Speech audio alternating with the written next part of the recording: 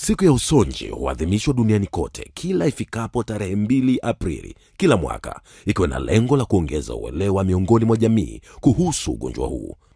Usonji ni tatizo linalotokana na hitilafu ya ukuaji wa ubongo wa mtoto wakati akiwa tumboni mwa mama yake.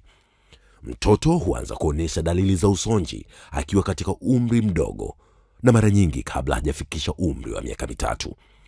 Watoto wenye usonji huwa na tabia za tofauti na watoto wengine, na mara nyingi wazazi wanaweza kudhania watoto wao ni watukutu. Dalili za usonji kwa mtoto ni kushindwa kuongea au kuwa mzito kuzungumza maneno yanayoeleweka na kurudia neno moja kwa muda mrefu. Kuwa mzito kutambua au kuelewa jambo kama watoto wengine, lakini akielewa anakuwa na uelewa mkubwa wa hicho kitu kimoja kuliko wengine. Kushindwa kujieleza kwa maneno kitu anachokitaka, na badala yake kutumia zaidi ishara au lugha ya picha. Kujitenga, kutotaka kucheza na wenzake na kufanya vitu peke yake.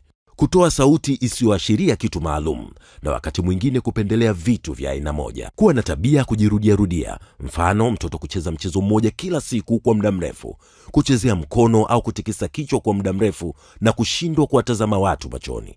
Usimfiche ndani mtoto mwenye dalili za usonji. Mpeleke kwenye kituo cha huduma za afya kwa uchunguzi, matibabu na ushauri wa jinsi ya kumlea, kumtunza na kumsomesha. Watoto wenye usonji wakiendelezwa vizuri wanaweza kuja kushiriki vema katika shughuli za uzalishaji mali na kujitegemea katika maisha yao ya baadaye. Kumbuka, ni muhimu kwa wazazi na walezi kuwa karibu na kufuatilia tabia na mwenendo wa watoto wao ili kuweza kugundua magonjwa yanayoweza kuwapata utotoni, ikiwemo usonji, na kuchukua hatua stahiki mapema. Ujumbe huu unaletwa kwako na Wizara ya Afya kupitia elimu ya afya kwa umma.